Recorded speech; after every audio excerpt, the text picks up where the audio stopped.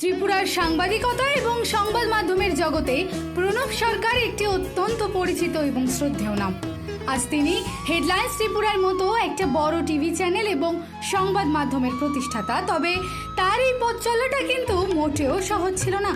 প্রণববাবুর ছোটবেলা কেটেছে ত্রিপুরার প্রত্যন্ত গ্রামগুলোতে। বাবার বদলি চাকরির কারণে তাদের রাজ্যের বিভিন্ন জায়গায় ঘুরে বেড়াতে হতো।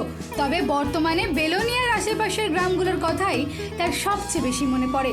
সাধারণ কৃষক, দিনমজুর আর গ্রামবাসীদের খুব কাছ থেকে দেখে বড় হয়েছেন তিনি। গ্রামের সেই স্কুল থেকে পড়াশোনা শেষ করে তিনি শহরে আসেন। কমার্স নিয়ে অনার্স করার পর তিনি কলকাতায় চলে আসেন এবং সেখান থেকে আইনের ডিগ্রি ও কমার্সে মাস্টার্স করেন। এর পাশাপাশি দিল্লির বিখ্যাত আইআইএমসি থেকে সাংবাদিকতার প্রথাগত শিক্ষাও নেন। ছাত্রাবস্থাতেই একটি রাজনৈতিক আন্দোলনের সময় পুলিশের লাঠিচার্জে তিনি নিজে শারীরিকভাবে আক্রান্ত হন। এই ঘটনা কিন্তু তাকে ভয় পাইয়ে দেয়নি, বরং ওনার ভেতরের জেদটা আরও বাড়িয়ে দিয়েছিল। তিনি বুঝতে পেরেছিলেন যে সাংবাদিকতা শুধু খবর লেখা নয়, সাধারণ মানুষের অধিকারের কথা তুলে ধরা এবং অন্যায়ের প্রতিবাদ করা। এরপরেই তিনি ত্রিপুরার অন্যতম প্রধান সংবাদপত্র ত্রিপুরা দর্পণে কাজ শুরু করেন। সে সময়কার সাংবাদিকতা আর আজকের ডিজিটাল যুগের সাংবাদিকতার মধ্যে আকাশ পাতাল তফাৎ ছিল। তখন না ছিল কোনো মোবাইল, না ছিল ইন্টারনেট ব্যবস্থা। গ্রাম থেকে একটা খবর পাঠাতে হলে বাস বা সাইকেলে করে মাইলের পর মাইল যেতে হতো। সকালের খবর অফিসে পৌঁছতে পৌঁছতে পরের দিন হয়ে যেত। তার উপর তখন ত্রিপুরায় চরম উগ্রপন্থী সমস্যা চলছিল। প্রাণ হাতে নিয়ে সাইকেল বা পায়ে হেঁটে জঙ্গলের ভেতরের গ্রামগুলোতে গিয়ে খবর সংগ্রহ করতে হতো। তখন তার বেতন ছিল মাত্র 500 টাকা, কিন্তু টাকার চেয়েও খবরের প্রতি তার টান ছিল অনেক বেশি। হুমকি বা ভয় কোনো কিছুই ওনাকে দমিয়ে রাখতে পারেনি। তিনি এমন একজন সাংবাদিক যিনি খবরের কাগজের সেই পুরনো লেটার প্রেসের যুগ থেকে শুরু করে আজকে স্যাটেলাইট টেলিভিশন আর স্মার্টফোনের যুগ সবকটা পরিবর্তন খুব কাছ থেকে দেখেছেন এবং সময়ের সাথে নিজেকেও বদলেছেন। তিনি নিজে খবরের কাগজ চালিয়েছেন এবং পরবর্তীতে হেডলাইন্স ত্রিপুরা টেলিভিশন চ্যানেল প্রতিষ্ঠা করেন।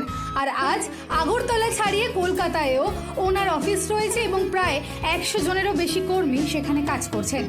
এখন তার লক্ষ্য এই চ্যানেলকে দিল্লি ও মুম্বাইয়ের মতো জাতীয় স্তরে নিয়ে যাওয়া, যাতে উত্তর পূর্ব ভারতের মানুষের কথা সারা দেশের মানুষ জানতে পারে। প্রণব সরকারের দীর্ঘ কেরিয়ারে তিনি বহু নামী মানুষের সাক্ষাৎকার নিয়েছেন।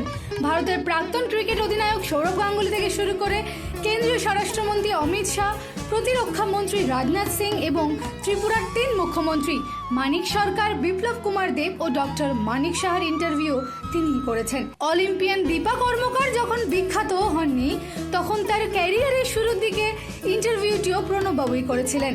এছাড়াও লেখক বিপ্লব গোস্বামী বা পদ্মশ্রী অরুণোদয় সাহার মতো গুণী মানুষদের সাক্ষাৎকারও তিনি নিয়েছেন। তবে শুধু রিপোর্টিং নয়, আইন জানার কারণে বহু বিপদে পড়া সাংবাদিকদের তিনি সব সময় আইনিভাবে সাহায্য করে এসেছেন। কাজের স্বীকৃতি হিসেবে তিনি ত্রিপুরা সরকারের কাছ থেকে লাইফ টাইম অ্যাচিভমেন্ট অ্যাওয়ার্ড পেয়েছেন the Times of India awards, justice SM Ali award এবং হিরণময় চক্রবর্তী অ্যাওয়ার্ডের মতো সম্মান। তবে প্রণববাবু মনে করেন পুরস্কারের চেয়েও মানুষের বিশ্বাস আর ভালোবাসাই তার জীবনের সবচেয়ে বড় পাওনা। নতুন প্রজন্মের সাংবাদিকদের উদ্দেশ্যে তিনি সবসময় একটা কথাই বলেন, প্রযুক্তি যতই উন্নত হোক না কেন, সততা, নির্ভীকতা আর সত্যের পথ যেন কখনোই কেউ না ছাড়ে। কারণ সাংবাদিকতা কোনো সাধারণ পেশা নয়, এটি সমাজের প্রতি একটি মস্ত বড় দায়িত্ব। ত্রিপুরার এক সাধারণ গ্রাম থেকে উঠে এসে আজ উত্তর পূর্ব ভারতের মিডিয়া জগতে নিজের যে স্থান তিনি তৈরি করেছেন তা সত্যি অনুপ্রেরণাদায়ক। দিশা দাসের রিপোর্ট, হেডলাইন্স, কলকাতা। আনন্দ আর ভালোবাসার দীপ্তিতে গড়া সমুজ্জ্বল পরমা, ঠিক তোমারই মতো।